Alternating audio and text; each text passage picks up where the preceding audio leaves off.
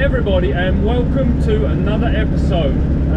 Today is Saturday and I have decided to take my 65 Beetle to my friend Yanni's and drive my 64 Standard back to work, because now this is all fixed and went through the inspection and everything. I would like to fix a few things on the 64. One of the things, it has an oil leak, which I think is coming from the oil cooler. It seems that it's coming from up top, and I would like to try a few bits with the timing and everything, because I'm still not 100% about the ignition. I went and got some points and condenser and everything for my 009 distributor, so I wouldn't mind playing around with that as well. And it'd be nice to drive it. There's a few other bits, like with the roll cage. I'd like to remove some of the roll cage. But first, I'm going to pop in at my friend who runs a business called Lumo Automotive. It's only about 15 minutes away, and he has an open day there. So I'm going to pop in and say hi, and then continue to Yanni's. Why don't you come with me? It'll be fun, won't it?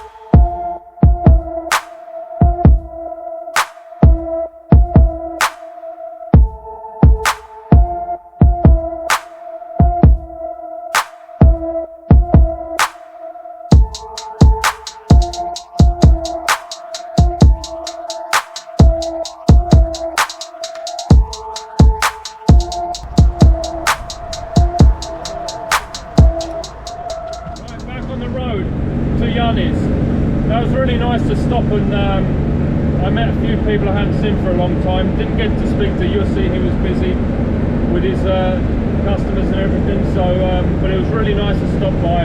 Really busy, really good cars, and now I have a 40-minute drive to Yanni's, so I hope this little 65 makes it, and I hope the 64 makes it back.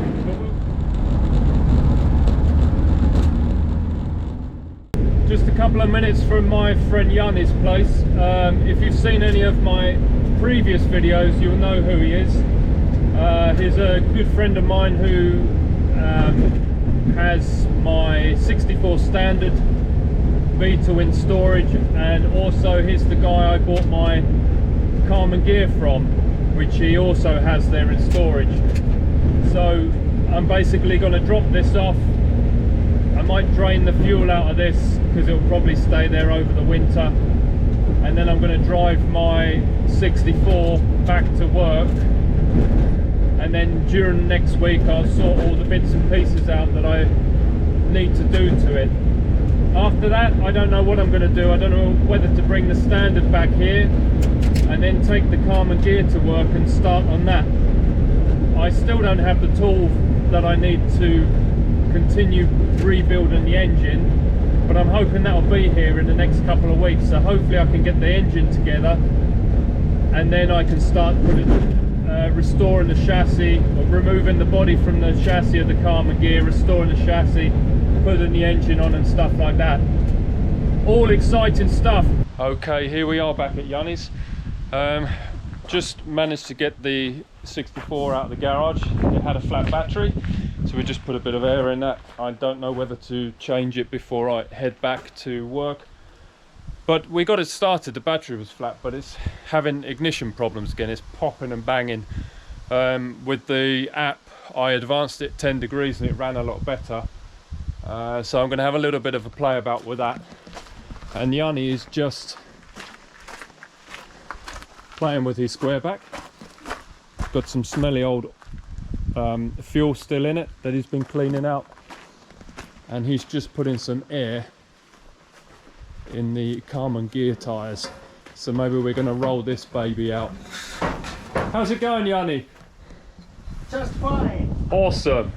Right, so me and Yanni have just advanced the time a little bit. It was banging and popping and idling really bad. And on the 123 app, the maximum advance you could go in degrees was 10 degrees.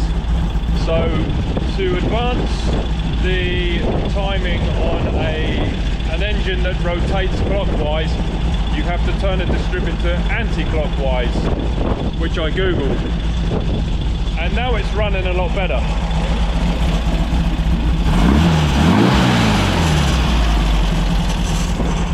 But in the previous videos I've been messing around with this timing on and off for loads, so I don't really understand why I've had to again adjust it. So this is another thing I really need to look into and experiment a little bit with. Right, I'm just going to take it for a test drive.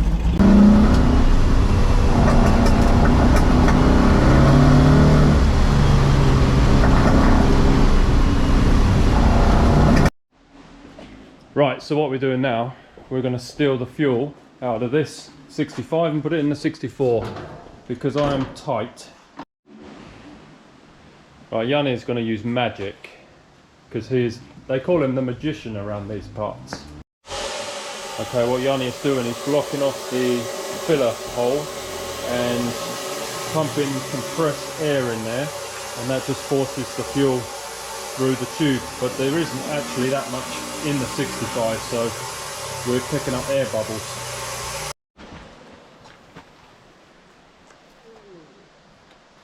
Okay, so this is the first time I've actually seen this car, like outside, and been able to walk around it properly.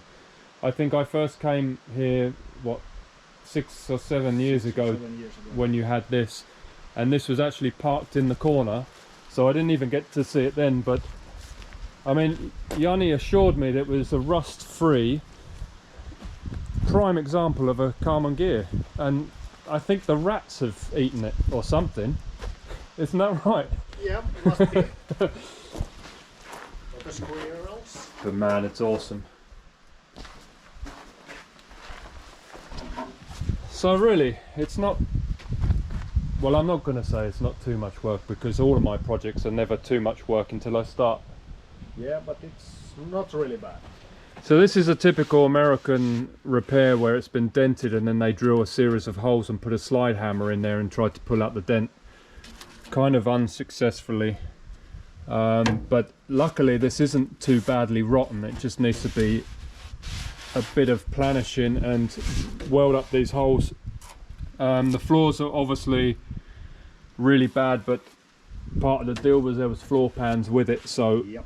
I'm going to take the body off, repair the chassis first, get the engine and everything. I have the suspension, front suspension beam that was on the 64 standard that is slightly narrowed and lowered, because this is going to go low and slow, baby. We were just discussing the floor pans, because when I had a look underneath, these channels here look pretty solid. Only the back bits there are a little bit rotten, but I mean forward they look really good. What's that? I can see through here. Probably yeah. From the collision or something. Yeah, because this crease I guess isn't supposed to be there, is it? I don't know. I can't really see. No, there's nothing here, so yeah, it's it has bent here. Okay, but this looks okay. Yeah. Which is really good. Yeah, probably just the inside, because there are. Yeah, because this is ripped. Look, Yeah. that's collision. And this doesn't look too bad either. No. Okay, so that's not. It's really not that much of a job to put this back on, I don't think, because they've cut it at least along this line. Yeah. So I have a guide. Yeah. And the other fender is from here. Okay. Mate, I could even do that, couldn't I? Oh no. It's easier to go along that line because it goes all the way up here. Yeah. So I have to. Yep. Easy. Easy project this is. Should be on the road in a couple of weeks. Okay, and what we have over here is the chassis that I'm planning to put underneath my 54. So this is a 55 chassis, which is underneath all of this lot, not this one. I don't know what that is. And also this is a oval bonnet that's going to go onto my 54. So eventually when I get the chance to bring that over from England, that will be a project for another year. Not like take a year, but for another year, not this year. Okay,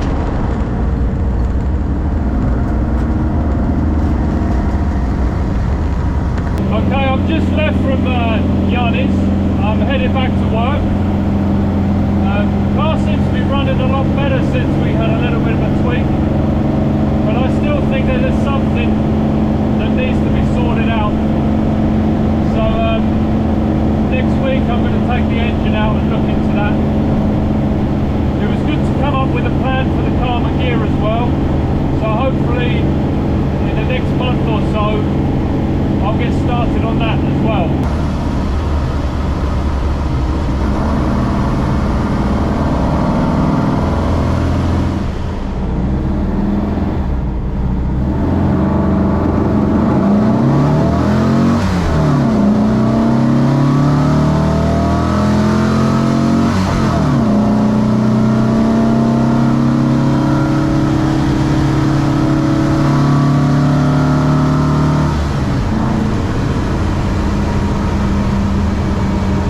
Okay, and there we have it for another episode. Just made it back to work, safe and sound, run really nicely. Still don't know what this ignition thing is, why it was popping and banging so badly at Yanni's, but little tweak, and all the way here it ran fine. So a little bit more investigation, I think. I got a few ideas to try. But yeah, that's it for this episode. Thanks ever so much for watching, and probably in the next episode I'll do some bits and pieces on this to get it running right. I'm going to take the engine out. There's an oil leak I need to fix and a couple of other little bits. I want to take some of the roll cage out to make it fit me a bit better, but we'll cover that next time. Anyway, thanks a lot. Cheers.